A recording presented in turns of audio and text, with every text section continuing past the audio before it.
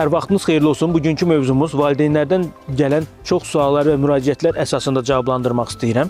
Yəni, buna 2 yaş sindromu da deyə bilərik. Yəni, bu uşaqlarda hansı simptomlar var? Mən deyəcəm, valideynlər artıq suallarına cavab tapacaqdır. 2 yaşdan başlayaraq uşaqlarda mənəmlik, hər şey mənim nəzarətimdə olmalıdır, hər dediyim olmalıdır və bunları emosional şəkildə ağlayaraq, qışqıraraq bildirir, istəklərini bu formada bildirir. Bəzən yuxu disiplini pozula bilir, uşaq çox aqressiv ola bilir, çox emosional ola bilir. Buna 2 yaş sindromu deyirik. Bu 2 yaşdan başlayaraq 5 yaşına qədər uşaqlarda davam edə bilir. Bəzən 6 yaşına qədər də uzana bilir və bu aralıqda bu bitir. Bu fonda nə etməliyik?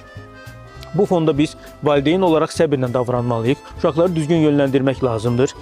Uşaqları düzgün idarə etmək lazımdır. Uşaqları nə qədər qışqırarıqsa, aqressiv olarıqsa, emosional reaksiya verəriksə vəziyyətə, o zaman uşaq daha da saydığımız şikayətlər özünü fərqli formada göstərəcəkdir.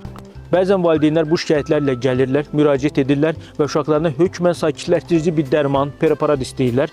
Əgər bir uşağın davranış pozğunluğu yoxdursa, qavrama pozğunluğu yoxdursa, fiziki, əqli inkişafı yerindədirsə, o zaman bu uşaqda bir sıxıntı yoxdur. Bu inkişafla bağlıdır. Buna 2 yaş sindromu deyirik. Bu fonda uşaqlara hər hansı bir nevroloji preparat, sakitləşdirici tərkibli bitkisel və ya da kimyasal tərkibli preparat qəti şəkildə vermək lazım deyil. Bunu nə etmək lazımdır? Bir daha söyləyirəm, valideynlər uşaqlarla dost olmalıdır, onların istəklərini düzgün yönləndirməli, idarə etməyi bacarmalıdırlar.